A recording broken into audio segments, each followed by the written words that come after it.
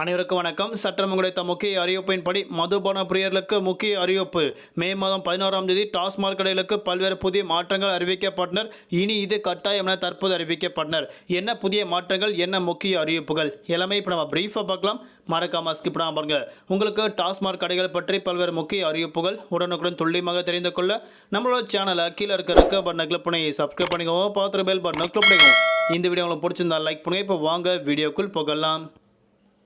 டாஸ்மாக் கடைகளில் அவ்வப்போது புதிய அறிவிப்புகளும் பல்வேறு புதிய மாற்றங்களும் கொண்டு வரப்பட்டு வந்துட்டு இருக்காங்க. அதன் அடிப்படையில் புதிய மதுபானங்கள் விலை மீண்டும் உயர்த்தப்படுமா என கேள்விகள் எழுப்பப்பட்ட போது தற்போது வரை மதுபானங்கள் விலை பட்டியல் நிர்ணயிக்கப்பட்டிருக்காங்க.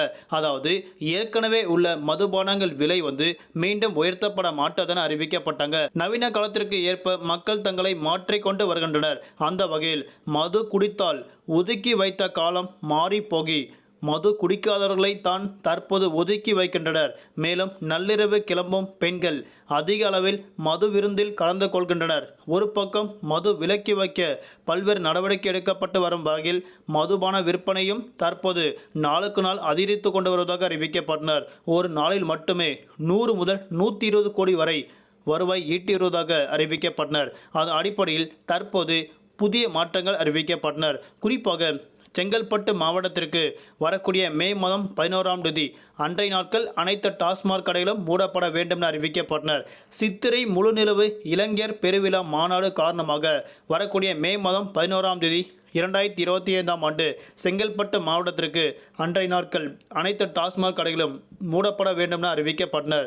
மீறினால் கடும் நடவடிக்கை எடுக்கப்படும் என தற்போது மாவட்ட ஆட்சியர் முக்கிய அறிவிப்பு ஒன்று கொடுக்கப்பட்டனர். அதன் அடிப்படையில் தற்போது வரை மே மாதம் 11ஆம் தேதி உள்ளூர் விடுமுறை காரணமாக செங்கல்பட்டு மாவட்டத்தில் இருக்கக்கூடிய அனைத்து டாஸ்மாக் கடையிலும் விடுமுறை விடப்படும் தற்போது முக்கிய அறிவிப்பு ஒன்று கொடுக்கப்பட்டனர். அடுத்தபடியாக தமிழகத்தில் உள்ள அனைத்து டாஸ்மாக் கடைகளிலும் கண்டிப்பாக 5 ரூபாய் 10 ரூபாய் அப்படின்னும் விலை கூடுதலாக விற்கப்படக்கூடாது என தற்போது முக்கிய எச்சரிக்கை ஒன்று கொடுக்கப்பட்டாங்க.